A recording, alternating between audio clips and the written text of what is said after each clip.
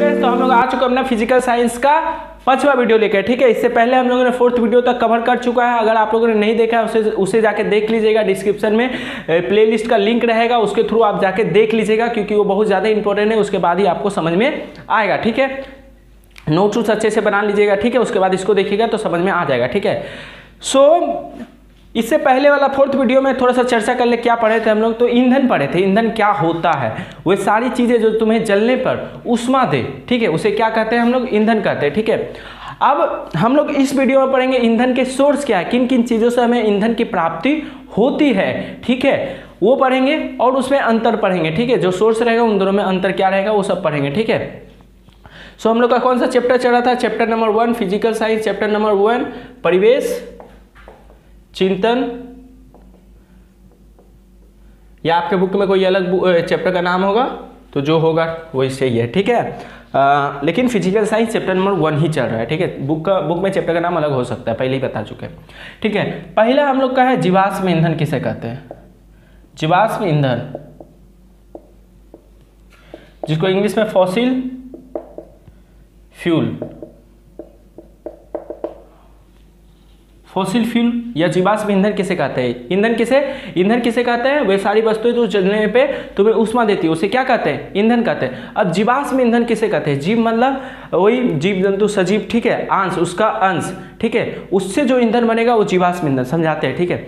समझ लो यहाँ अभी सब पेड़ पौधे जीव जंतु सब यहाँ पे रहते हैं, ठीक है। जहाँ तुम तो जैसे ही भूकंप आ जाएगा, भूकंप आएगा या कोई जलजला टाइप का कुछ मुसीबत आ जाएगा, प्राकृतिक आपदा आ जाएगा, तो क्या होगा, जीव जंतु पेड़ पौधे सब क्या होगा, जमीन के अंदर चले जाएंगे।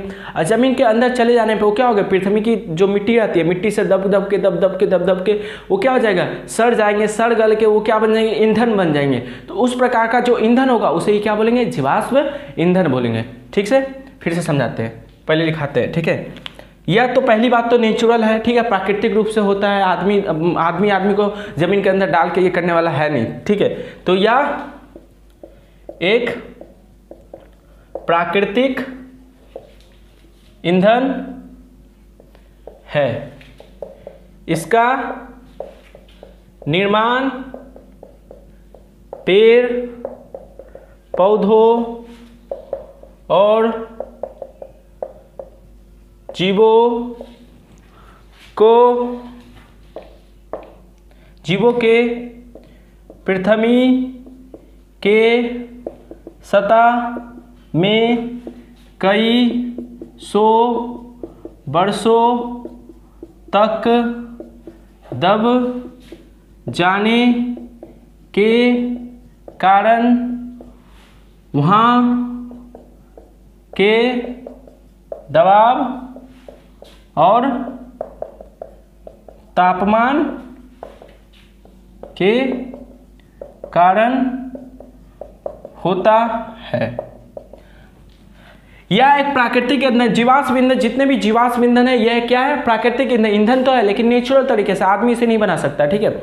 इसका निर्माण पेड़ पौधे जीव जंतुओं के कई सौ वर्षों तक पृथ्वी के सतह के नीचे दब जाने के कारण होता है, या पृथ्वी के सतह में कई सौ वर्षों तक दब जाने के कारण होता है, ठीक है।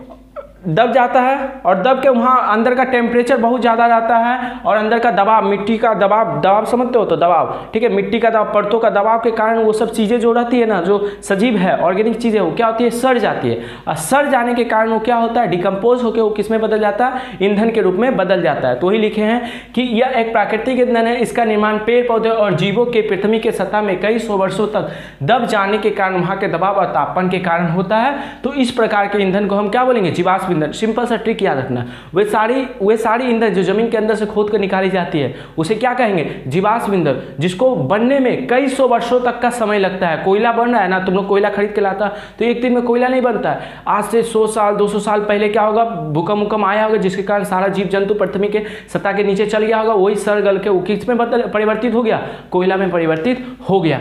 तो जीवाश्म ईंधन के उदाहरण, कोयला जमीन के अंदर से मिलता है, हाँ, कोयला, पेट्रोल, डीजल, केरोसिन,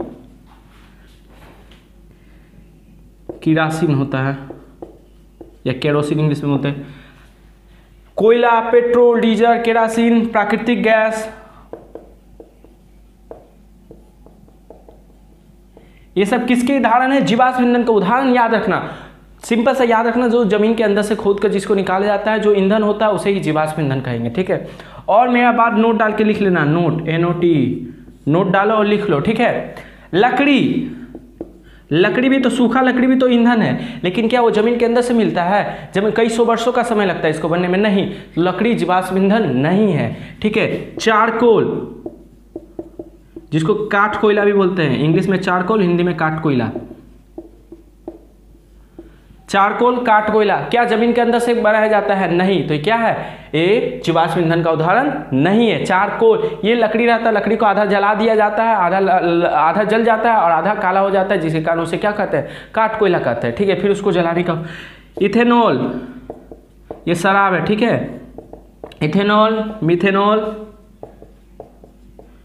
ये दोनों भी जीवाश्म ईंधन का उदाहरण नहीं है। ठीक है, पूछेगा एग्जाम में, क्या लकड़ी एक जीवाश्म ईंधन का उदाहरण है? नहीं, लकड़ी को तो जमीन के सतह से ऊपर से प्राप्त किया जाता है। गोबर, गोबर का जो उपला बनता है, ठीक है, उपला या गोईठा, जो भी तुम लोग जानता है, ये सब क्या है? जीवाश्म ईंधन के उदाहरण नहीं है। समझ में आया ना? जीवाश्म ईंधन के उदाहरण क्या है? ये सब जीवाश्म ईंधन के उदाहरण है जो जमीन के अंदर से खोद के इनको बनने में कई सौ वर्षों का समय लगता है, लेकिन ये सब क्या है? ये पृथ्वी की सतह के ऊपर से पाए जाते हैं, इसलिए ये जीवाश्म ईंधन का उदाहरण नहीं है। याद रखना, नहीं है। अब आता है, क्या है? ऊर्जा के स्रोत। ऊर्जा के स्रोत, ऊर्जा हमें कहाँ कहाँ से प्राप्त होती है? ऊर्जा मतलब हुई ऊष्मा ऊर्जा, विद्युत ऊर्जा, इन ये सब प्रकार की जो ऊर्जा होती है ना, वो हमें कहाँ से प्राप्त होती है? जैसे हम लोग को, जीव जंतु को ऊर्जा कहाँ से प्राप्त होती है? भोजन से प्राप्त होती है। तो मेरे लिए ऊर्जा का स्रोत क्या होगा? भोजन होगा। ठीक है, क्या होगा? भोजन होगा। उसी प्रकार ऊर्जा हमें किन किन चीज़ों से हमें ऊर्जा, विद्युत ऊर्जा, ऊष्मा ऊर्जा, किन किन चीज़ों से प्राप्त होती है? क्या उसके सोर्सेस है? ठीक है, वही हम लोग पढ़ेंगे। ठीक है, तो ऊर्जा के दो सोर्स, हम ऊर्जा को दो सोर्सों में बांट सकते हैं। पहला है अनवीकरणीय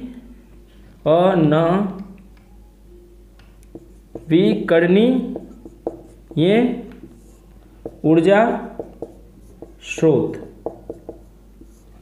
अनवीकरणीय ऊर्जा स्रोत, नवीकरणीय ऊर्जा स्रोत। ऊर्जा के दो स्रोत है, ऊर्जा के स्रोत, अनवीकरणीय ऊर्जा का स्रोत और नवीकरणीय ऊर्जा का स्रोत। नाम से ही पता चला, नवीकरणीय ऊर्जा का ऐसा स्रोत जो अभी नया हो। नवी मतलब ऐसे ऐसे चीज़ों से भी ऊर्जा प्राप्त किया जाता है जो अभी प्राप्त किया जाता है। आज से 200 साल 300 साल पहले उन चीज़ों से ऊर्जा प्राप्त नहीं किया जाता था, इसीलिए बोलेंगे वो ऊर्जा के तो स्रोत है, लेकिन नए वाले ऊर्जा के स्रोत है। और अनवीकरणीय ऊर्जा के स्रोत ऐसे ऊर्जा के ऐसे स्रोत जो क्या होता है, जिनको बनने में कई सौ वर्षों का समय लगता है, फिर से तुम उसको दोबारा नहीं बना सकते हो। तो उस प्रकार के ऊर्जा के स्रोत को हम क्या बोलेंगे? अनवीकरण। जिसको नहीं करनी है मतलब बनाना, जिसको फिर से दोबारा बना बहुत देर लगेगा, बहुत समय लगेगा दोबारा उसको बनाने में, तो उस प्रकार के ऊर्जा के जो सोर्स है उसको बोलेंगे अनवीकरणीय ऊर्जा के स्रोत। पहले लिख लो, यहां तक लिख लिए? मिटा देते। ठीक है, अब पढ़ते हैं अनवीकरणीय ऊर्जा के स्रोत का परिभाषा क्या होता है। नवीकरणीय ऊर्जा के स्रोत की परिभाषा क्या होता है?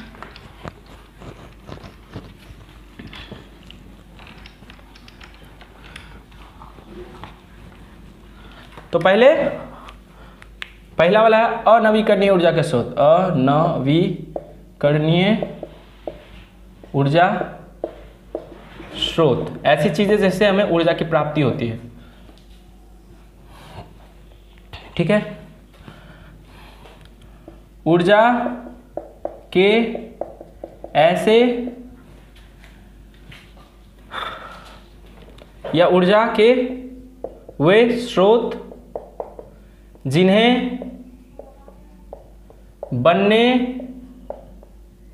में वर्षों का समय लगता है, लेकिन जिस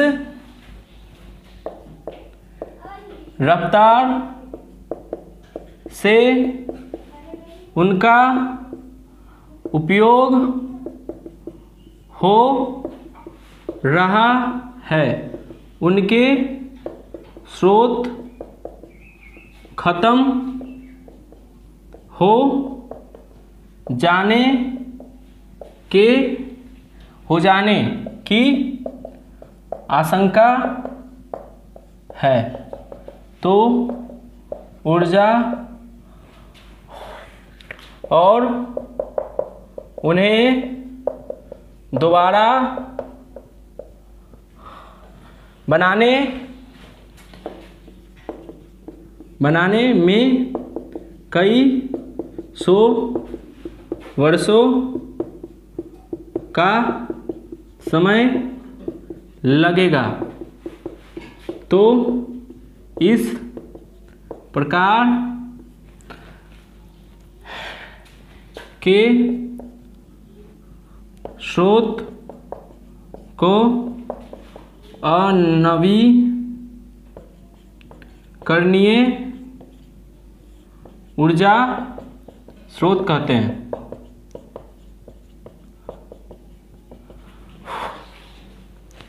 अनवीकरणीय ऊर्जा के स्रोत, ऊर्जा के वे स्रोत, ऊर्जा मतलब वही जिसे तुम्हें ऊष्मा मिले, विद्युत मिले, लकड़ी, ईंधन मिले, ठीक है, ईंधन अभी समझ लो, ईंधन के वे स्रोत, ऊर्जा मतलब वही ईंधन मिलेगा तब, ईंधन में ही तो ऊर्जा रहता है ना। तो ईंधन के वे स्रोत जिन्हें बनने में वर्षों का समय लगता है और जिस रफ्तार से उनका उपयोग हो रहा है, उनके स्रोत खत्म हो जाने की आशंका है, उन्हें दोबारा बनने में कई सौ वर्षों का समय लगे, तो उस प्रकार के स्रोत को अनवीकरणीय ऊर्जा के स्रोत कहेंगे। क्या कोयला से तुम्हें ऊर्जा की प्राप्ति होती है? हाँ, तो कोयला क्या कहेगा? स्रोत कहेगा। कोयला को जलाने पर ऊष्मा की प्राप्ति होता है, तो कोयला क्या कहलाएगा? ऊर्जा का स्रोत कहेगा।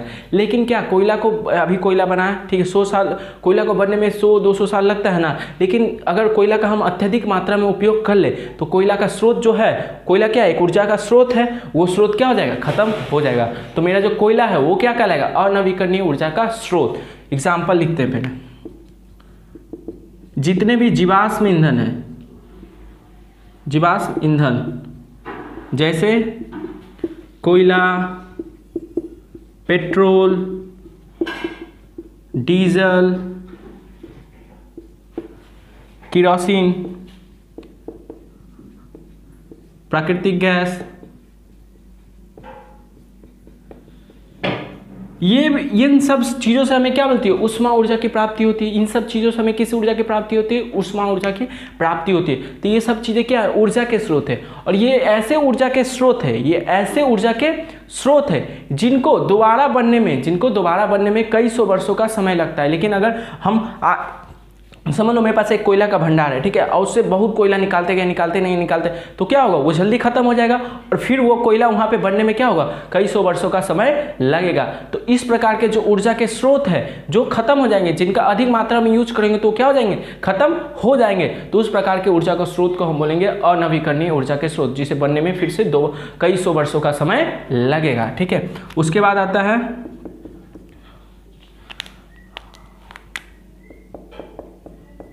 नवीकरणीय ऊर्जा के स्रोत, या नवीकरणीय ऊर्जा भी पूछेगा तो यही परिभाषा देना है, ठीक है। नवीकरणीय ऊर्जा किसे कहते हैं? तो इन सब में तो ऊर्जा होता है ना, तो नवीकरणीय ऊर्जा बोले या नवीकरणीय ऊर्जा के स्रोत बोले तो यही चीज़ है, ठीक है। नवीकरणीय ये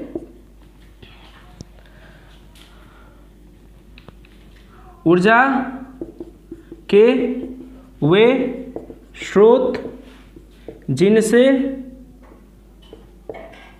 जिनसे ऊर्जा की प्राप्ति बार बार की जा सकती है और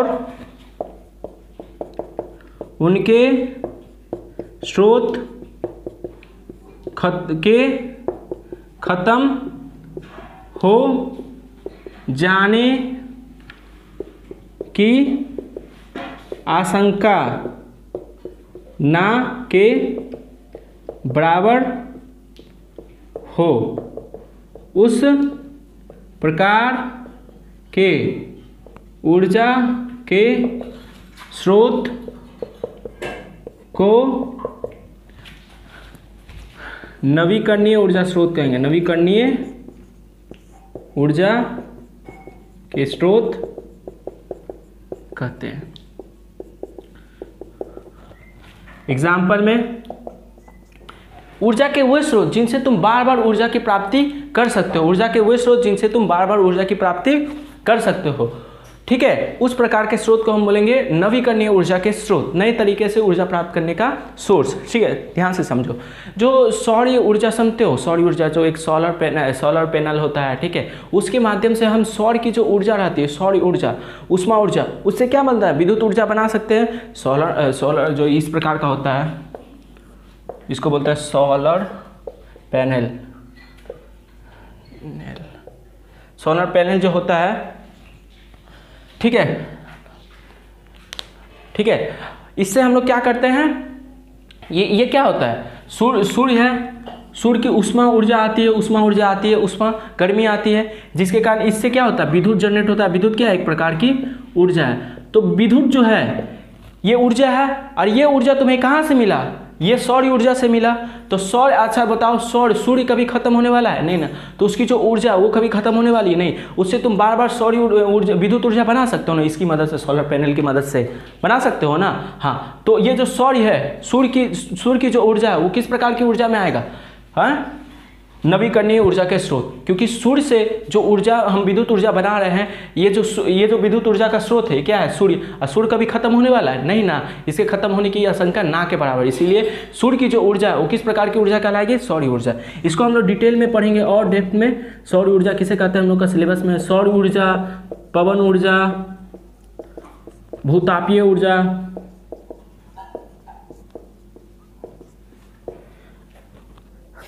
नाभिकीय ऊर्जा, ये इसको छोड़, परमाणु ऊर्जा,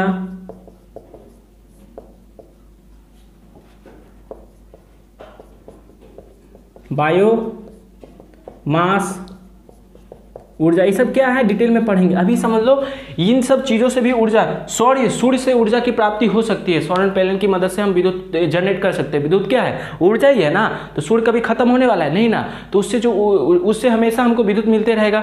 पवन चक्की तुम लोग देखोगे, बड़ा बड़ा चक्की रहता है, पवन आएगा, पवन क्या होगा, चक्की को हिलाएगा, जिससे विद्युत जनरेट होगा। ठीक है, तो विद्युत क्या ऊर्जा है, ये जो ऊर्जा का स्रोत है, ये जो ऊर्जा मिला हमको विद्युत ऊर्जा, वो कहाँ से मिला, पवन से। अब पवन कभी रुकना बहना बंद होगा नहीं ना, जिससे क्या होगा, हमको पवन की जो ऊर्जा है उसकी सहायता से हमें हमेशा विद्युत ऊर्जा की प्राप्ति हो सकती है। इन सब चीज़ों के खत्म होने की आशंका ना के बराबर है। ये सब चीज़ें अगर खत्म होंगी तो पृथ्वी भी खत्म हो जाएगी। इसलिए इस प्रकार के ऊर्जा के स्रोत को हम क्या बोलेंगे, नवीकरणीय ऊर्जा के स्रोत। ऐसे ऊर्जा के स्रोत जो कभी खत्म नहीं हो सकता, इनसे बार बार हमें ऊर्जा की प्राप्ति हो सकती है। ठीक है, अभी डिटेल में इसको हम लोग पढ़ेंगे, आगे वाला है हम लोग का परिभाषा के सौर ऊर्जा। अभी एग्जाम्पल में याद रखना, ठीक है, पूछेगा क्या पेट्रोल नवीकरणीय ऊर्जा का स्रोत है? नहीं, पेट्रोल क्या है, अनवीकरणीय ऊर्जा के स्रोत है। जिसका ज़्यादा यूज करोगे तो पेट्रोल क्या हो जाएगा, सारा खत्म हो जाएगा। इसलिए तो पेट्रोल का दाम बढ़ जाता है, क्योंकि ये खत्म हो जाएगा एक दिन।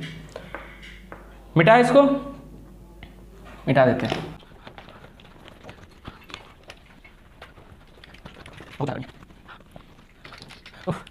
अब अभी हम लोग क्या नवीकरणीय और अनवीकरणीय ऊर्जा के स्रोत पढ़े थे। अभी हम लोग उपयोग के आधार पर ऊर्जा के स्रोत पढ़ेंगे। उपयोग के आधार पर ऊर्जा के स्रोत, ये अलग नहीं, ये भी सेम चीज है। उपयोग के आधार पर ऊर्जा के स्रोत को हम दो भागों में बांट सकते हैं। एक तो परंपरागत ऊर्जा,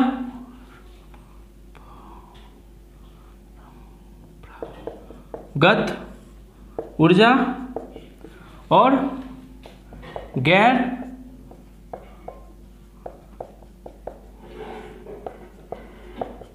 ठीक है, परंपरागत ऊर्जा के स्रोत, गैर परंपरागत ऊर्जा के स्रोत। ठीक है, बहुत ईजी है। जो अनवीकरणीय ऊर्जा के स्रोत है ना, उसी को परंपरागत ऊर्जा के स्रोत बोलते हैं। देखो कैसे, परंपरा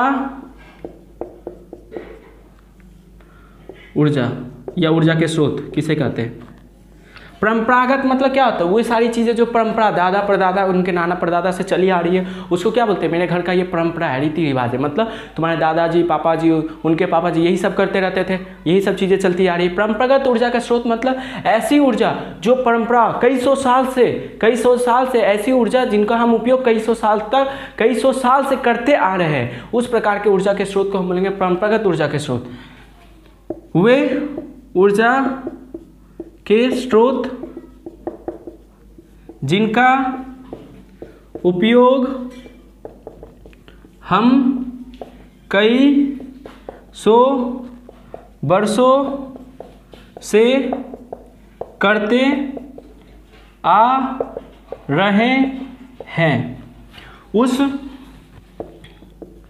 प्रकार के ऊर्जा के स्रोत को प्रागत ऊर्जा स्रोत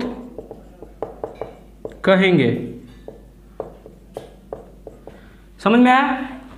वे ऊर्जा के स्रोत जिनका उपयोग हम कई सौ वर्षों से करते आ रहे हैं, जिनके निर्माण में कई सौ वर्षों का समय वो नहीं लिखे, जिनका यूज हम कई सौ वर्षों से करते आ रही है। हमारा दादाजी, उनके दादाजी भी उस ऊर्जा के स्रोत का उपयोग करते थे। ठीक है, तो उस प्रकार की ऊर्जा को हम बोलेंगे परंपरागत ऊर्जा। अच्छा बताओ, तो ऐसा क्या है, ऐसा क्या, कौन सा ऊर्जा का स्रोत है जो तुम भी यूज करता है, तुम्हारा पापा भी यूज करते थे, उनका पापा भी यूज करते थे, उनका पापा भी यूज करते थे। तुमको क्या लगे? कोयला। हाँ, तो कोयला क्या है? परंपरागत ऊर्जा का स्रोत है। लकड़ी को जलाने पे ऊष्मा प्राप्त होती है, तो लकड़ी भी क्या है? ऊष्मा ऊर्जा का स्रोत है। और लकड़ी का उपयोग तो दादा परदादा, उनके दादा परदादा भी करते आ रहे हैं। तो लकड़ी, पेट्रोल,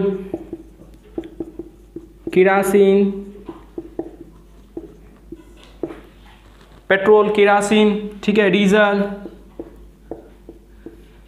बस ये जो ऊर्जा के स्रोत है, गोईठा, गोबर, ये जो ऊर्जा के स्रोत है, इनका ये जो ऊर्जा के स्रोत है, ठीक है, यहां देखना, इसमें जीवाश्म ईंधन भी आ गया और जो जीवाश्म ईंधन नहीं है उसमें वो भी इन चीजों में आ गया। तो ये क्या, उपयोग के आधार पर वो ऐसे ऊर्जा के स्रोत जिनका उपयोग हम कई सौ वर्षों से करते आ रहे हैं, उस प्रकार के ऊर्जा के स्रोत को हम बोलेंगे परंपरागत ऊर्जा का स्रोत। तो गैर परंपरागत ऊर्जा का स्रोत जो गैर है, गैर परंपरागत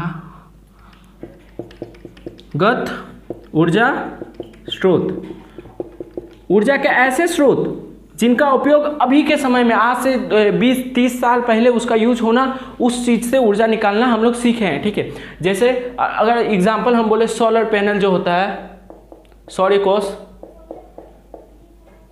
पैनल जो होता है, क्या तुम्हारे दादाजी या उनके दादाजी सौर ऊर्जा की मदद से, सोलर पैनल के मदद से विद्युत ऊर्जा बनाते थे? नहीं ना। इससे हम विद्युत ऊर्जा बनाना सीखे हैं अभी के समय, आज से 20-30 साल पहले हम लोग सौर ऊर्जा को सोलर पैनल की मदद से हम लोग विद्युत ऊर्जा बनाना अभी सीखे हैं। विद्युत ऊर्जा बनाना हम लोग इसकी मदद से अभी सीखे, आज से 20-30 साल पहले। ये हमारी परंपरा से ये सब चीज़ें चलती नहीं आ रही थी। क्या तुम्हारे दादाजी के टाइम में पवन चक्की था जिसकी मदद से विद्युत ऊर्जा उत्पन्न किया जा सकता है? नहीं ना। ये हम लोग अभी के समय में सीखे, जो हमारी परंपरा में नहीं थी, लेकिन अभी हम लोग सीखे हैं उन चीज़ों से ऊर्जा निकालना। तो उस प्रकार के ऊर्जा के स्रोत को हम क्या बोलेंगे? गैर परंपरागत ऊर्जा के स्रोत। ऊर्जा के वे स्रोत जिनका उपयोग करना हम कुछ वर्ष पहले ही सीखे हैं। ऊर्जा के इन स्रोतों को गैर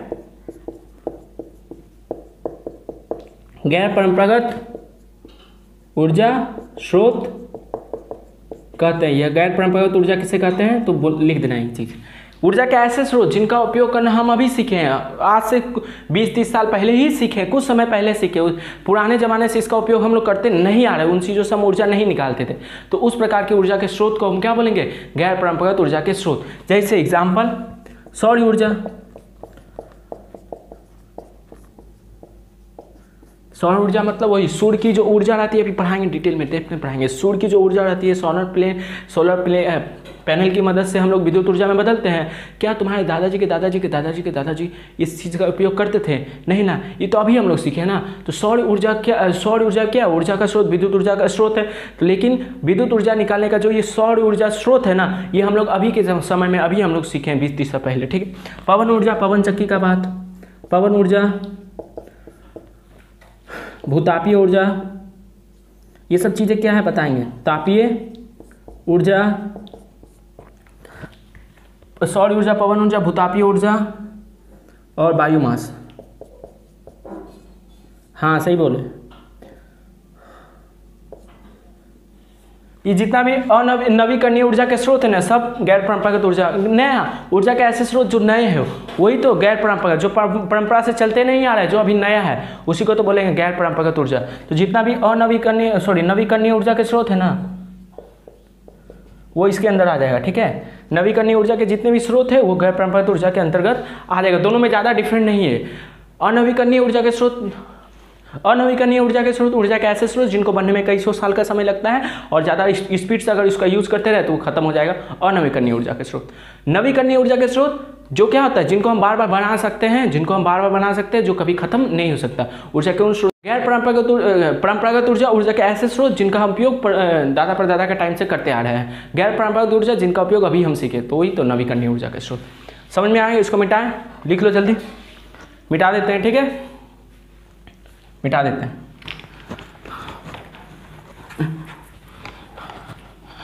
अब नवीकरणीय और अनवीकरणीय में क्या अंतर है, ठीक है, उस चीज को लिख लेते हैं, पूछता है एग्जाम में। अनवीकरणीय ऊर्जा के स्रोत और नवीकरणीय ऊर्जा के स्रोत में क्या अंतर है।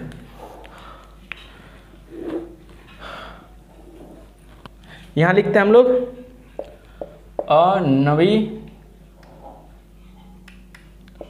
नवीकरणीय ऊर्जा स्रोत, नवीकरणीय ऊर्जा स्रोत, ठीक है। नवीकरणीय ऊर्जा के स्रोत कोयला, पेट्रोल, डीजल इसके अंतर्गत आता है और इसके अंदर सौर ऊर्जा, सौर ऊर्जा, पवन ऊर्जा ये सब उसके अंतर्गत आता है, ठीक है। अब देखो, अब ध्यान से हम लोग इसका यूज देखते हैं। इन स्रोतों के खत्म हो जाने की आशंका है।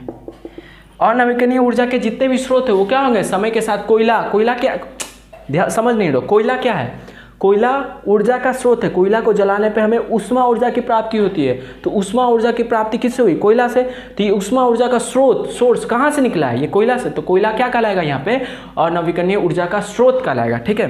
तो उन स्रोतों के खत्म, कोयला एक दिन क्या हो जाएगा, खत्म हो जाएगा। लेकिन ये जो है पवन ऊर्जा, सौर ऊर्जा, विद्युत ऊर्जा किससे निकला है, सौर ऊर्जा से निकला है, सूर्य की मदद से निकला है। तो क्या कभी भी सौर ऊर्जा खत्म हो सकती है, नहीं ना। तो हमेशा उससे विद्युत बन सकता है। तो इन स्रोतों की खत्म होने की आशंका ना के बराबर है। इन स्रोतों के खत्म होने की आशंका क्या है, ना के बराबर है। उसके बाद कोयला, पेट्रोल, डीजल इन सब को जलाने से क्या होगा, प्रदूषण होगा। इन स्रोतों के उपयोग से प्रदूषण होता है। इन सब स्रोतों का उपयोग करेगा तो कोयला की मदद से अगर ऊर्जा प्राप्त करेगा, उष्मा ऊर्जा प्राप्त करेगा, तो उस क्रिया में क्या होगा, कार्बन डाइऑक्साइड गैस, आग उग जलेगा तो कार्बन डाइऑक्साइड गैस निकलेगा। क्या कभी देखा घर के ऊपर जो सौरकोश रहता है उससे कभी भी धुआं निकलते नहीं, तो उससे किसी प्रकार का प्रदूषण नहीं होता। तो ये ऊर्जा के स्रोत ऐसे ऊर्जा के स्रोत है जिससे किसी प्रकार का प्रदूषण नहीं होता। इससे किसी प्रकार का प्रदूषण नहीं होता है। इससे किसी प्रकार का प्रदूषण नहीं होता है। और क्या, ग्रीन हाउस गैस पर होता है कार्बन, लकड़ी, कोयला, पेट्रोल ये सब को जलाने पे क्या होता है, कार्बन डाइऑक्साइड निकलता है, जो क्या है, एक ग्रीन हाउस गैस है। तो इससे इसके उपयोग से ग्रीन हाउस गैस उत्पन्न होते हैं। इसके उपयोग से कोई ग्रीन, इसके उपयोग से अगर तुम अरे पवन चक्की चलाओगे तो वहाँ पे कौन सा गैस निकलने, कोई गैस निकलने, पवन चक्की की मदद से क्या होगा, विद्युत जनरेट होगा। तो पवन जो चक्की है, पवन जो है वो क्या है, विद्युत ऊर्जा का स्रोत है। तो पवन ऊर्जा क्या कहलाएगा, विद्युत ऊर्जा का स्रोत। डिटेल में भी पढ़ाएंगे। क्या पवन चक्की चलाने किसी प्रकार का धुआं उआं निकलेगा, नहीं ना, तो उससे किसी प्रकार का ग्रीन हाउस गैस नहीं निकलेगा। तो इससे इसके उपयोग से किसी प्रकार का ग्रीन हाउस गैस नहीं निकलता है, नहीं है, ठीक है। तो ये तीन ये हुआ डिफरेंस हुआ, ठीक है। एग्जाम्पल भी लिख सकते हो, कोयला, पेट्रोल, डीजल, इसमें सौर ऊर्जा, पवन ऊर्जा, भूतापीय ऊर्जा, ठीक है, बायोमास ऊर्जा क्या होता है पढ़ाएंगे, ठीक है, डरने का बात नहीं है। तो ये क्या होगा, और अनवीकरणीय ऊर्जा के स्रोत, नवीकरणीय ऊर्जा के स्रोत में अंतर हुआ, ठीक है। और एक क्वेश्चन पूछा जाता है, क्वेश्चन क्या रहता है, जीवाश्म ईंधन का संरक्षण क्यों आवश्यक है। जीवाश्म ईंधन का संरक्षण क्यों आवश्यक है। जीवाश्म ईंधन मतलब वही कोयला, पेट्रोल, डीजल, इन सबको बचाना क्यों आवश्यक है। अब देखो ये जो कोयला, पेट्रोल, डीजल, ये क्या है, प्राकृतिक संपदा है। प्राकृतिक संपदा ज्योग्राफी में पढ़ोगे, प्राकृतिक संपदा जो प्रकृति द्वारा मानव को दी जाती है, प्राकृतिक संपदा है। अगर अभी के समय में जितना भी आदमी है सब सारा कोयला, पेट्रोल, डीजल का उपयोग कर लेगा तो आने वाले भविष्य में जो पीढ़ी होगी, हमारी बाल बच्चा जो भी होगा, क्या वो इन चीज़ों का लाभ ले पाएगा, नहीं ना। क्या वो इन चीज़ों के बारे में जान पाएगा, नहीं जान पाएगा। अगर सारा कोयला तुम अभी के ज़माने में, अभी जितना समय है 1-2 साल में सारा कोयला यूज़ कर लेगा तो तुम्हारा आने वाला वंशज रहेगा, पीढ़ी रहेगा, वो क्या उस कोयले के लाभ के बारे में जान पाएगा, उस प्रकार की ऊर्जा के बारे में जान पाएगा, वो उसके लाभ को उठा पाएगा, नहीं ना। तो इसीलिए संरक्षण क्या है, तो इन कोयला, जीवाश्म ईंधन का उपयोग कम करना चाहिए। क्यों, आगे वाली पीढ़ी को बचाने के लिए, ठीक है, माने आगे वाली पीढ़ी भी इसका लाभ उठा सके इन जीवाश्म ईंधनों का। इसलिए हमें क्या करना चाहिए, इन ईंधन का कम से कम उपयोग करना चाहिए। हमें इस प्रकार के ईंधन के, इस प्रकार के ऊर्जा के स्रोत का उपयोग करना चाहिए जो कभी खत्म नहीं हो सकता। तो इसी को लिख देते हैं, जीवाश्म ईंधन के अधिक उपयोग से यह खत्म हो सकती है, जिससे आने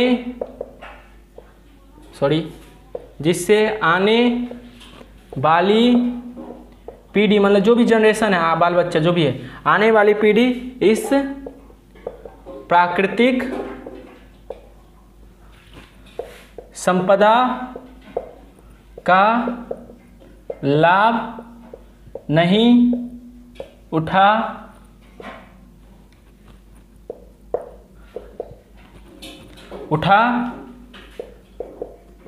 पाएगी,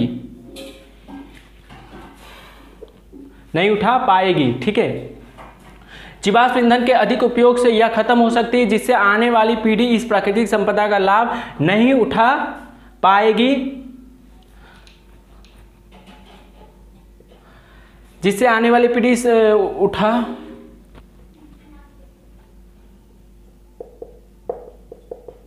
पाएगी। इसलिए इस ईंधन का संरक्षण माना बचा, संरक्षण माना बचाना, इस ईंधन का संरक्षण आवश्यक है। इसको तुम अपने तरीके से भी लिख सकता है, ठीक है। क्या, जीवाश्म ईंधन का संरक्षण बचाना क्यों आवश्यक है, क्योंकि ये प्राकृतिक संपदा, और प्राकृतिक संपदा पे सबका उतना ही अधिकार आता है, जितना मेरा अधिकार है उतना सबका अधिकार है, आने वाली पीढ़ी का भी उतना ही अधिकार है। अगर सारा यूज हम अभी कर ले तो आने वाला पीढ़ी को कुछ नहीं मिलेगा। इसीलिए हमको क्या करना चाहिए, इसका कम से कम उपयोग करना चाहिए, जिससे उनको भी लाभ मिले, वो भी अपना काम इससे निकाल सके। समझ में आया ना, उसी को बोलते हैं जीवाश्म ईंधन का संरक्षण, ठीक है। तो ये हुआ आज हम लोग का 5th वीडियो खत्म हुआ, यहीं पे खत्म करते हैं। इसको अच्छे से डिटेल से याद कर लें, एग्जाम्पल सब याद कर लेना, ठीक है। मिलते हैं नेक्स्ट वीडियो में।